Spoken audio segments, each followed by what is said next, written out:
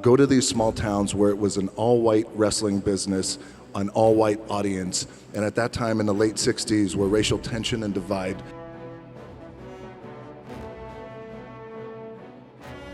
Film gives me the biggest opportunity to make the biggest impact, global impact. I don't want to make small movies. I love and respect our movie business, but I want to make big movies that do well, and when they do well, it's not the money thing, because we have money, right? Money's good. Money's good. It ebbs and flows. It's the idea that I can impact as many people as possible with a big global movie. And when the global movie is touching $1 billion, that sounds good, right? It's good for the bank account, it's good for everybody involved, everybody's getting their piece of cake, it's great. But what that does do, I know I'm impacting people around the world by giving them some good entertainment, making them feel good, leaving the theater floating. So it's the same thing, right? When you guys have this bigger goal, say for example, when you become world champions again, as polarized as the sports world is, it's an incredibly inspiring thing, even if they're not fans of your team. Even if they're not fans of your team. So think about that, when you guys do that, the impact that has, the ripple effect that has for the city of LA, California, the United States, the globe, little kids. Damn, I want to be that one day.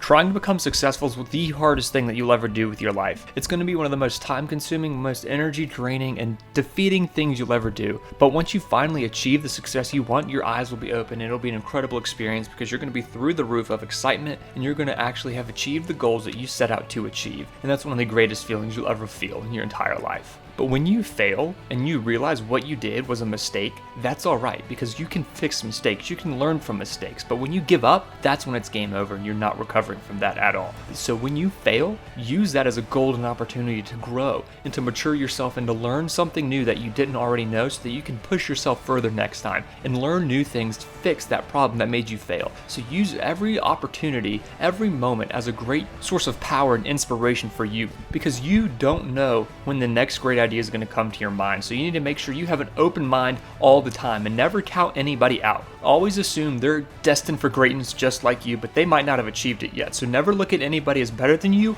or worse than you because they're all just in different stages of their life. So many people have started in different spots and will finish in different spots because it's not about what you've done, but it's about what you're currently doing and how you're growing and how you're learning and maturing throughout your life is what's going to determine what you are. It doesn't matter what you've done, it just matters what you're trying to do now. I've been very fortunate to been able to do some pretty cool things, but sports for me, was always played a very pivotal part in my life, just in terms of teaching me sacrifice and commitment and failure and learning to learn from the failure and win with grace.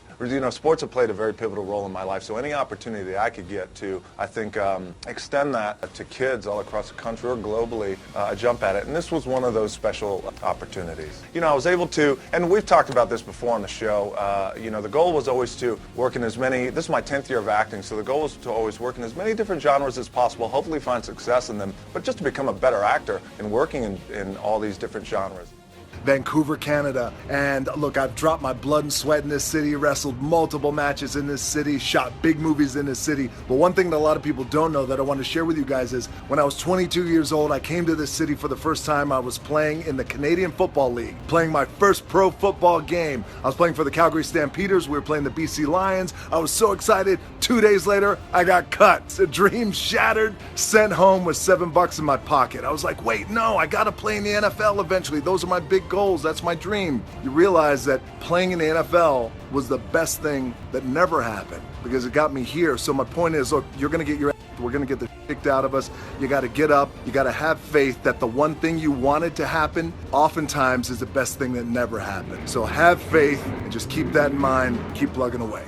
So when I was a kid, 13, 14 years old, in my mind, it meant to be successful, it was a Rolex watch. So there was such a valuable lesson out of this. So I thought for years, oh wait, every successful man has a Rolex watch and has diamonds in it. So when I finally was making a little bit of money, and this was in 1999, and I thought, okay, and this, by the way, I was still living in an apartment. I wore it, at that time I was wrestling, I wore it in the ring, not for a match, but I was doing an interview in the ring. And I wore it in the ring, and a melee broke out, which always happens in the wild world of professional wrestling. One of the wrestlers fell fell on the Rolex when it came off. It broke. A live TV, and you see me, oh my gosh. You can see the tail. I'm trying to get my Rolex, and somebody's like kicking me, and they're trying to get it.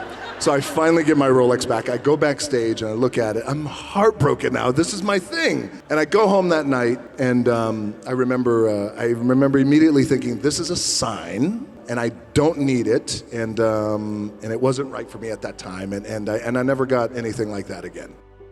So thank you all so much for watching this video. If you haven't already, please go ahead and like the video, subscribe to the channel if you're new, and let us know what you thought down in the comment section below.